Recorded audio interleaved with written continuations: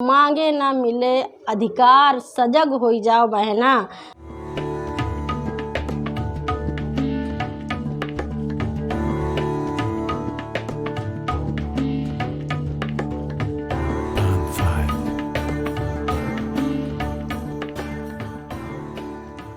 दोस्तों, ये महीना त्योहारों से भरा हुआ है।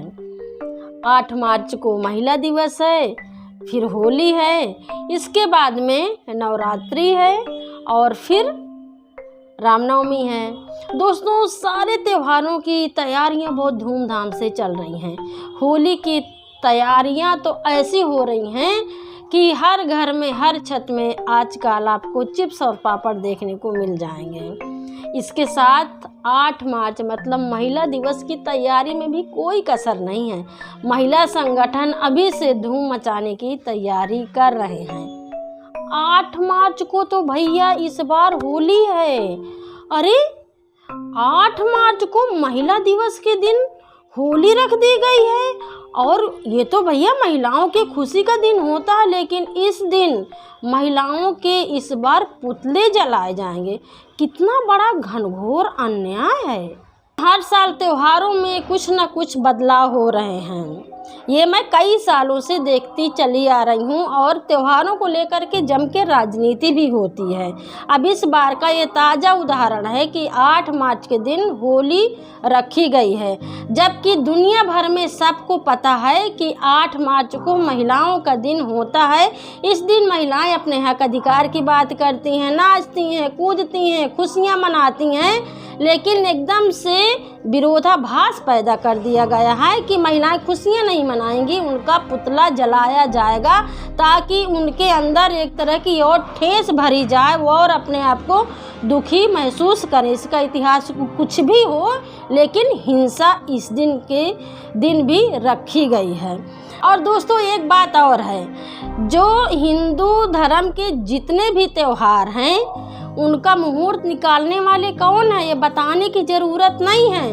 बड़े बड़े महंत, बड़े बड़े धर्म गुरु, ये सब पुरुष ही तो हैं, मर्द ही तो हैं कि वो महिलाओं के बारे में इतना कहाँ सोचते हैं कि 8 मार्च है, उनकी खुशियों का दिन है। भैया, एक दिन का तोड़ मरोड़ तो हो जाता। जब आप मलमास निकाल लेते हो, 1 महीने का एक्स्ट्रा दिन निकाल लेते हो, तो एक दिन होली का त्यौहार भी आगे पीछे हो सकता था।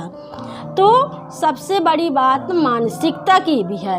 तो सखियों, सहेलियों, महिलाओं, चिंता मत करो, हम लोग 8 मार्च की खुशियाँ धूमधाम से मनाएंगे। हम लोग नाचेंगे, कूदेंगे, गाएंगे। अड़ंगे बहुत आ रहे हैं, कहते हैं ना कि मांगे ना मिले अधिकार, सजग हो जाओ बहना। अधिकार अपने आप नहीं मिलते, हमको छीन के लेना पड़ेगा, क्योंकि 8 मार्च में भी अब अड़ंगा लगाने की तैयारी हो चुकी है। होली को लेकर के इस बार इसलिए बात कर रही हूँ क्योंकि होली एक ऐसा त्यौहार है जहाँ पर महिलाओं के पुतले को जलाया जाता है। और इस त्यौहार को लेकर के जिस तरह से मानसिकता बन गई है लोगों को कि अगर होलिका दहन में महिला के एक पुतला को जला सकते हैं तो जिंदा महिला को भी जलाया जा सकता है, और लोग जलाते भी हैं। तो कहीं ना कहीं महिलाओं को जलाने की, मारने की, उनके साथ में हिंसा करने की जो सोच पनपी है इस समाज में, कहीं ना कहीं इन परंपरागत त्योहारों की वजह से भी होती है। जैसे सीता के बारे में अग्नि परीक्षा ली गई है, तो महिला को आप होलिका की तरह जला सकते हैं। तो इसको लेकर के कि महिलाओं के अंदर और टिस पैदा हो। और तो और पहले तो हम देखते थे कि सिर्फ लकड़ी जलाई जाती थी होली के नाम से, लेकिन अब जिस तरह से परिवर्तन हुआ कि महिला का पूरा स्टेचू बनाया जाता है, पूरा उसका श्रृंगार करके उसके गोद में बच्चे को रख करके, और 1 हफ्ता पहले से बीच चौराहों में जहाँ पर राजनीतिक लोग भी देखते हैं, शासन प्रशासन भी देखते हैं, कानून के रखवाले भी देखते हैं, और तनिक भी किसी के अंदर ये नहीं होता कि इसको रोका जा सके। और इसी को लेकर के जिस तरह से महिलाओं के साथ में अत्याचार बढ़े, महिलाओं को जिंदा जलाया गया है, मैं आपके सामने कुछ उदाहरण पेश कर रही हूँ। बांदा जिला के कलिंजर क्षेत्र में मूड़ी गांव है और उसका मजरा है अल्लक्कापुरवा। वहां पे लवलेश कुमार तिवारी ने अपनी बेटी की शादी 15 फरवरी 2023 को नारायणी के लवलेश के पुत्र शिवम के साथ में की थी। अब शादी के मात्र एक हफ्ता हुए थे कि 22 फरवरी को उस लड़की को दहेज का ताना दे करके ससुराल वालों ने जिंदा जला दिया। लड़की का इलाज कुछ दिन नहीं, मुझे लगता है 24 ही घंटा बांदा में हुआ और बाद में उसको लखनऊ के लिए रिफ़र कर दिया गया। दूसरी इससे बड़ी घटना है, बिहार राज्य के एक गांव में एक महिला को डायन का नाम दे करके पूरे गांव के लोगों ने उसको जिंदा जलाया है। महिला को पहले बुरी तरह से मारा और बाद में आग के हवाले कर दिया। मार के जलाया मम्मी को। तो कौन कौन लोग थे इसमें? पुरुष भी थे, लड़कियां भी थी, लेडीज भी थी, बच्चे भी थे, पुरुष भी थे, सभी लोग थे। सबका माइंड एक ही सेट कर दिया था, वो दबंग लोग एक ही सेट कर दिया था कि मार देना है।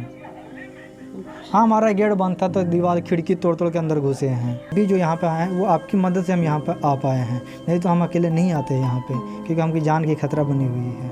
तो इस तरह की जो घनघोर घटना है, घनघोर उत्पीड़न है, इसके अलावा रेप है, मारपीट है, छेड़खानी है, इनको और आपके सामने रखने की ज़रूरत नहीं है। यूपी सबसे आगे है महिलाओं के हिंसा में। तो कहीं ना कहीं ये जो परंपरागत त्योहारें आई हैं जिसमें महिलाओं की हिंसा को बढ़ावा आगे मिलता जा रहा है। लोग कहते हैं, सरकार कहती है कि दुनिया बदल रही है, इंडिया बदल रहा है, लेकिन सिर्फ इंडिया के अंदर ही इस तरह के घनघोर अत्याचार महिलाओं के साथ में हो रहे हैं और उसका बढ़ावा किस तरह से दिया जा सकता है, जीते जागता उदाहरण मैंने डिटेल के साथ आपके सामने पेश किया। तो अगर भारत बदल रहा है, अगर हर चीज़ में बदलाव आ रहा है, तो ये जो घिसी पिटी जो परंपराएं हैं जो हमको नुकसान पहुंचाती हैं, क्या इनमें बदलाव नहीं हो सकता है? होलिका दहन जैसे त्यौहार को आप मनाइए, रंग गुलाल खेलिए, मनोरंजन करिए, डांस करिए, लेकिन अगर ये होलिका दहन में रोक लगाई जाए या इसके बारे में कुछ सोचा जाए तो शायद है कि कुछ हिंसाएं कम हो सकती हैं। तो इसके बारे में कौन सोचेगा, कौन इसके बारे में बात करेगा? जो महिला संगठन है, जो महिलाओं के हक अधिकार के लिए काम करती हैं, वो इस पर आवाज़ उठाने के लिए तैयार हैं। कुछ महिला संगठनों को मैं जानती हूँ, बहुत करीबी से जानती हूँ, जिन्होंने इसको लेकर के दरख्वास्त देती हैं, लेकिन उनका भी मुंह सरकार बंद करवाने में लगी हुई है। कुछ अच्छे महिला संगठन हैं जो अब इस पर बात करने के लिए तैयार नहीं है, क्योंकि संस्थाओं की स्थिति भी इतनी अच्छी नहीं है। ये आपको बताने की ज़रूरत नहीं है। ऐसे मुद्दों पर चर्चा सुनने के लिए आप मेरे साथ में बने रहिए और आप खबर लहरिया चैनल को अगर अभी तक सब्सक्राइब नहीं करें तो सब्सक्राइब करिए। आप हमारे कम्युनिटी के सदस्य बनिए ताकि आप तक खबर लहरिया की एक्सक्लूसिव खबरें, अच्छे शो, बड़ी बड़ी चर्चाएं आप तक पहुंचती रहें। महिला दिवस की आप सबको बहुत बहुत शुभकामनाएं और बधाइयाँ। तो मैं चलती हूँ, अगले एपिसोड में फिर मिलूँगी कुछ बड़ी चर्चा के साथ में और करारी बातों के साथ में। नमस्कार। खबर लहरिया, आपकी खबर आपकी भाषा।